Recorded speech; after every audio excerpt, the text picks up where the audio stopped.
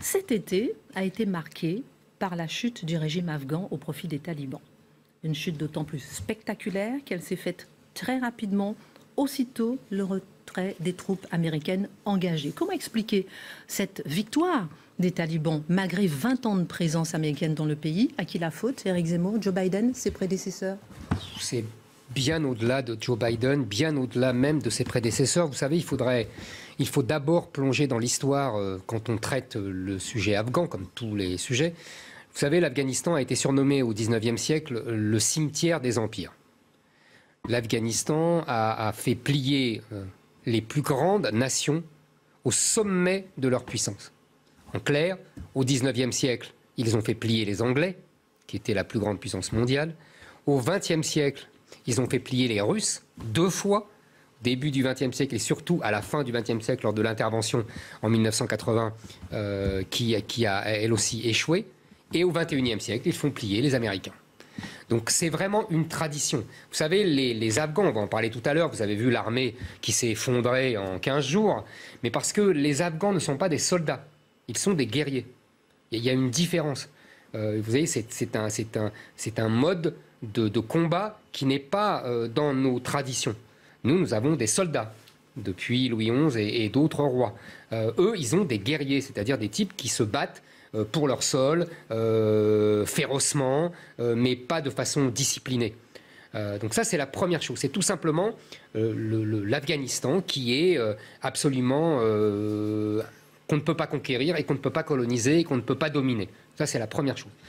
Deuxième chose, c'est un échec américain, occidental, mais c'est un échec global. C'est-à-dire que c'est un échec militaire, c'est le plus évident pour tout le monde. C'est un échec diplomatique, on va le voir pourquoi. C'est un échec aussi, je dirais, des services de renseignement américains et occidentaux, qui n'avaient pas du tout prévu une telle décrue et déroute.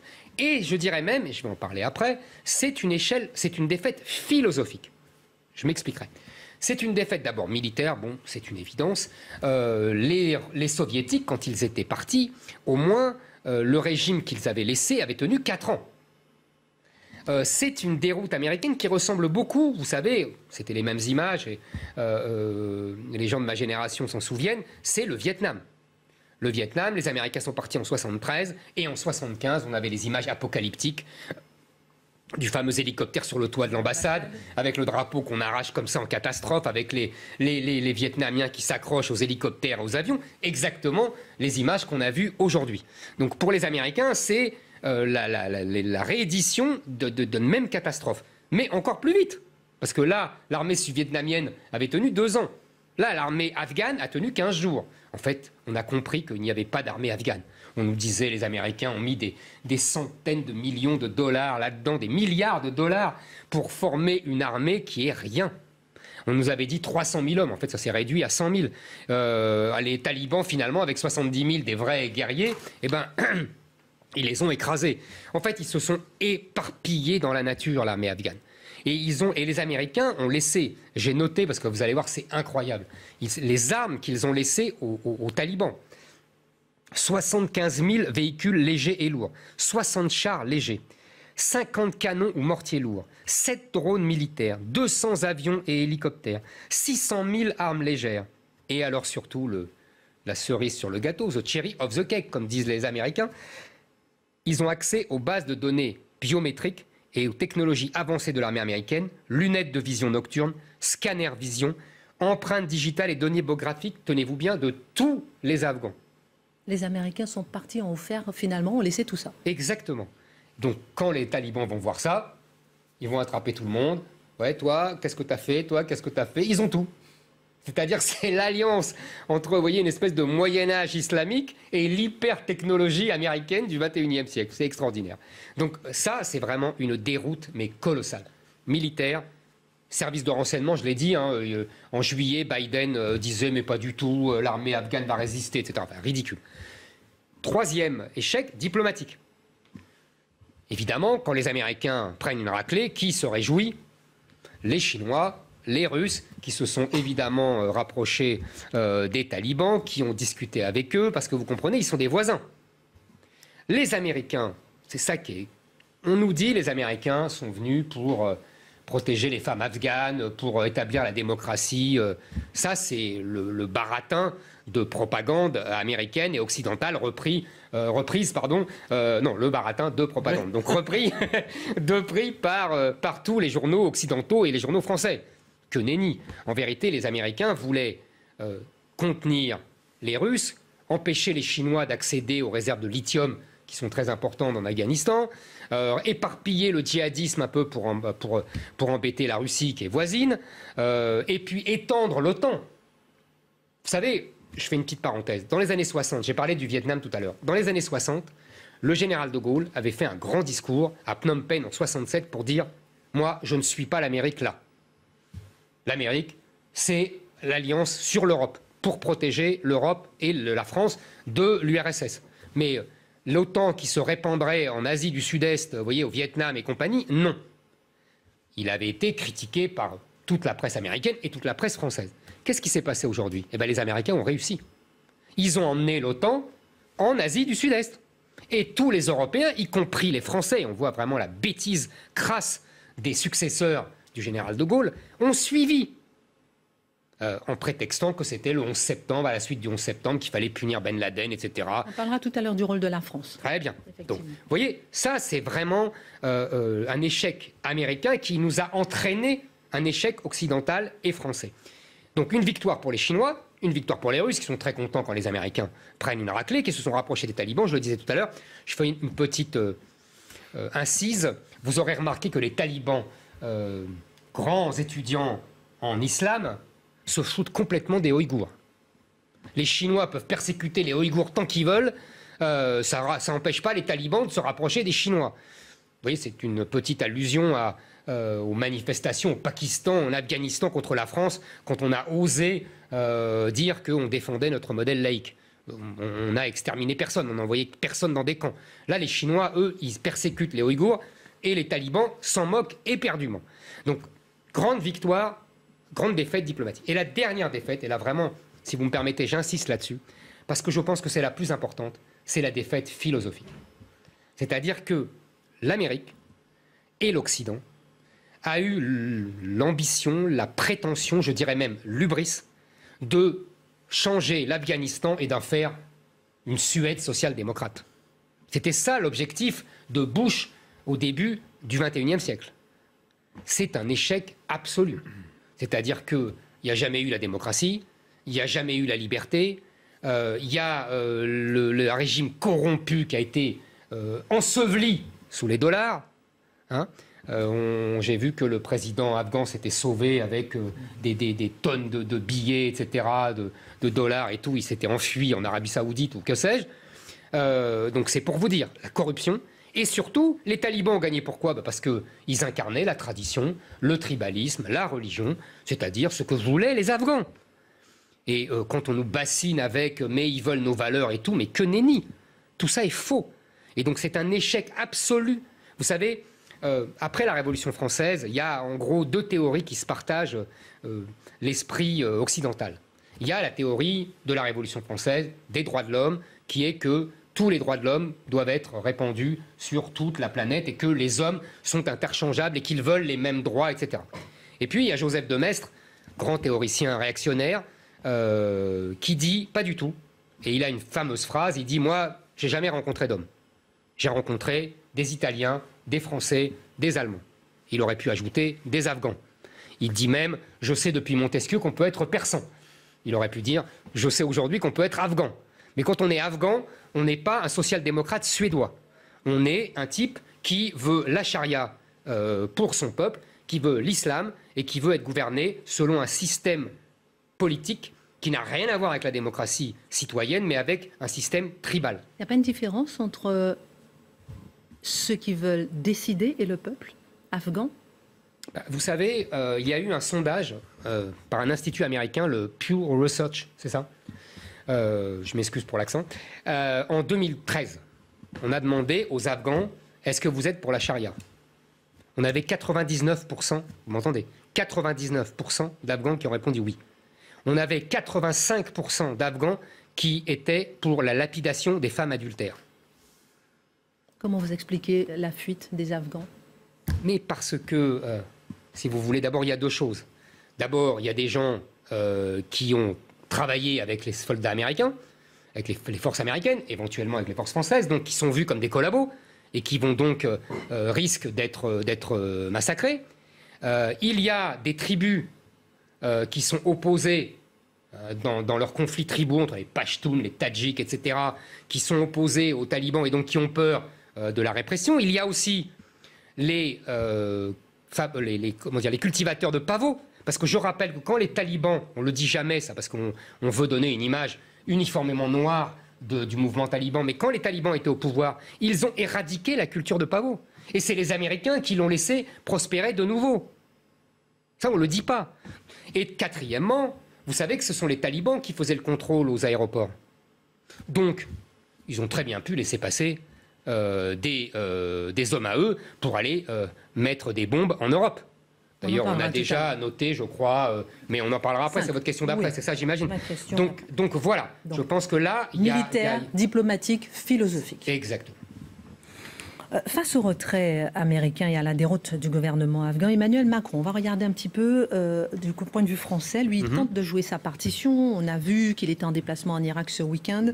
Il a expliqué vouloir engager le dialogue avec les talibans à condition que le nouveau régime respecte certains principes, comme les droits de l'homme, et permettent l'évacuation de réfugiés politiques. Que peut réellement la France aujourd'hui? Pas grand-chose. Et est-ce que c'est un échec de la France? Alors, je vous ai dit, c'est un échec de la France, parce que les Français ont été associés par leurs dirigeants à une intervention où ils n'avaient rien à faire, et qu'il y a quand même eu 90 soldats français morts. Et 700 blessés. Et ils sont partis en 2014. Pour rien. Pour rien. On dirait qu'il y avait 2300, je crois, 45 soldats américains morts. Mais pour rien du tout. Les Français n'avaient rien à faire là. Nous n'avions pas à aller avec les Américains dans une expédition qui n'avait aucun intérêt. Un engagement au sein de l'OTAN. Oui, mais l'OTAN n'a pas... Ça, c'est très bien, Christine. Mais je vous ai dit tout à l'heure, l'OTAN, son domaine d'intervention, c'est l'Atlantique Nord. Ce n'est pas l'Asie du Sud-Est. Voilà. Donc je vous ai répondu. Alors maintenant, pour la France... je vois bien le jeu, c'est de bonne guerre, comme les Américains s'en vont, que les Russes et les Chinois approchent, que le Qatar, c'est une grande victoire pour le Qatar aussi, on ne le dit pas, parce qu'ils sont très proches des talibans et tout ça. Donc les Français essayent de jouer leur rôle, de garder une empreinte, etc. C'est de bonne guerre, mais honnêtement... l'armée française a plié bagage depuis longtemps et elle a bien fait. Donc, si vous voulez, on n'a pas un grand intérêt. Surtout, on ne présente pas un grand intérêt pour la région parce que on s'est associé justement aux Américains. Si depuis le début, on avait tenu le discours du général de Gaulle face au Vietnam, dont je vous ai parlé tout à l'heure, on aurait pu après venir et dire... Bon, ben voilà, on n'était pas pour cette expédition néocoloniale et on est, nous, respectueux des identités, des... Non, on ne dit pas ça, on dit toujours, Emmanuel Macron le premier, ah, mais il faut qu'ils respectent les droits de l'homme. Mais on n'a pas compris que ça ne les intéresse pas. Ils se foutent des droits de l'homme. En tout cas, de notre conception des droits de l'homme. Pour eux, c'est un truc d'occidentaux décadents. Ça ne veut pas dire qu'ils ont raison, mais en tout cas, c'est comme ça. Donc arrêtons d'essayer, même dans nos discours, de leur dire qu'il faut qu'ils respectent ceci, cela, qui sont notre philosophie de la société. Il faut qu'on comprenne qu'on n'est plus au 19e siècle et qu'on n'impose plus de façon coloniale notre philosophie de l'existence et de la société politique. Toujours pour rester un petit peu dans la marge de manœuvre de la France, la chute du régime afghan risque de propager, on l'a à peine évoqué là tout à l'heure, une nouvelle vague migratoire en Europe. Qu'est-ce qu'on doit faire? Fermer les frontières ou bien les ouvrir? Si oui, à quelles conditions? Alors, j'ai entendu Emmanuel Macron dire qu'on allait sauver tous les Afghans en danger. Cette phrase m'a terrifié. Pourquoi? Les Afghans en danger, d'après moi, il y a tout le peuple afghan. Il est objectivement, avec nos critères, il est en danger. Donc on va accueillir des dizaines de millions d'Afghans. Merci. Donc il sait très bien que c'est pas le cas. Deuxièmement, j'ai aussi entendu, et même dans des gens dans la bouche de gens qui craignaient une immigration massive, etc., j'ai entendu dire « Ah, il faut au moins récupérer ceux qui travaillaient pour nous, on leur doit bien ça. » Je tiens à dire ici qu'on ne leur doit rien. C'est eux qui nous doivent. C'est nous qui sommes allés nous battre pour eux. c'est nous qui sommes allés nous battre pour leur liberté. Il y a 90 morts français. Les Afghans qui ont travaillé pour l'armée française ne sont pas les harkis. Ils ne se sont pas battus pour nous. Il faut bien remettre les choses à leur place. Hein. On ne leur doit rien. Moi, je suis hostile même à l'arrivée des Afghans qui ont travaillé pour nous. Ils ont travaillé pour nous, ils ont gagné de l'argent, ils ont travaillé, etc., qui se débrouillent. Et si on leur a promis? Mais on a eu tort. Après, vous savez, le problème, c'est qu'il y a déjà beaucoup d'Afghans en France. On a, d'après les chiffres que j'ai vus, 45 000 Afghans officiels qui ont un titre de séjour. D'après ce que je lis aussi, en vérité, on en a 100 000. 100 000 selon M. Gilles, qui est le président de l'amitié France-Afghane. Merci, ma chère Christine. Donc, à partir de là, c'est déjà beaucoup. On a importé leur querelle, je disais tout à l'heure, entre les Tadjiks, etc., et les autres. On a importé leur querelle dont on n'a que faire. Ce sont déjà des gens qui sont hyper violents. On a eu, je crois, j'ai vu des chiffres, la moitié des affaires criminelles en lien avec les migrants viennent des Afghans. Vous vous souvenez du jeune homme, du jeune Timothée, je crois, assassiné à Villeurbanne. On a d'innombrables affaires de viol et de violence, d'agression sexuelle sur les femmes avec les Afghans. Donc je ne vois pas l'intérêt d'en avoir encore plus. Pas tous les Afghans. Bah, évidemment, avec des Afghans. Maintenant, je connais le sens entre le nom... Revenons à nos basiques. L'article défini et l'article indéfini. Non, mais c'est vrai, en plus, je n'invente rien. En plus, ce qui est très intéressant, c'est que depuis quelques années, il y a un énorme laisser-aller du droit d'asile en France pour les Afghans, qui, pourtant, ne sont pas vraiment intéressés par la France. Au départ, ils vont en Angleterre, ils vont en Allemagne, ils vont en Suède. Ils n'ont pas envie d'être en France. Mais comme les Anglais et surtout les Allemands ont serré la vis et fermé le robinet, puisque je crois que les Allemands ont accepté 15% des demandes d'asile d'Afghans, et qu'est-ce qu'ils font? Eh bien, ils viennent en France. C'est pas leur premier choix. Merci. C'est les fameux Dublinés. Et alors nous, généreusement, on est là à donner, je crois, 90% d'accords moi, je parle de quand ils passent en appel à la Cour nationale du droit d'asile. Ça fait que 80% qui demandent obtiennent l'asile. Voilà. Et voilà, c'est ça. Et puis 90% en appel. Voilà, on est d'accord. Donc c'est énorme. Je ne vois pas l'intérêt de donner l'asile à des Afghans.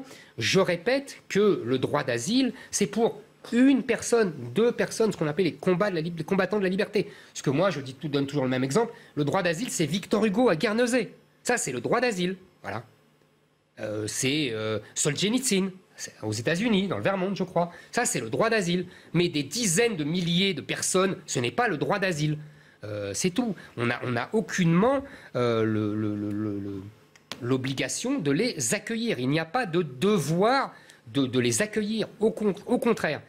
Et je vous disais tout à l'heure que les talibans faisaient la police sur les aéroports et donc sélectionnaient ceux qui prenaient l'avion et ceux qui ne prenaient pas.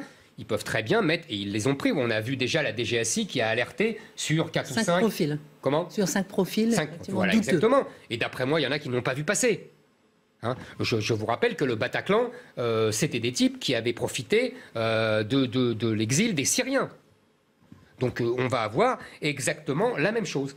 Donc je pense que c'est une folie de plus. Vous savez, c'est assez simple à comprendre. Hein. À force de recevoir de plus en plus de gens venus de pays musulmans qui ont une approche de la vie différente de la nôtre, eh ben, on crée en France de plus en plus de lieux où il y a une civilisation étrangère et qui n'a rien à voir avec la nôtre, qui s'installe et qui fait souche.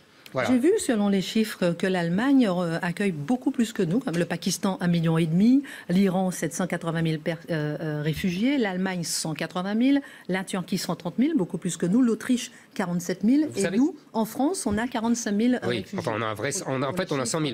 L'Autriche a refusé d'accueillir des Afghans là. L'Autriche a refusé. Le Danemark aussi. Et alors, le meilleur, moi ce que j'aime beaucoup, c'est les États-Unis. Oui, parce que les États-Unis, ils ne font pas partie des 6 premiers. Vous savez qu'est-ce qu'ils font les États-Unis? Les États-Unis, ils nous donnent les avions pour prendre les Afghans. Hein, et puis, eux, les Afghans qu'ils prennent, ils les mettent au Kosovo. Exactement. Moi, j'admire J'aurais aimé que la France fît la même chose.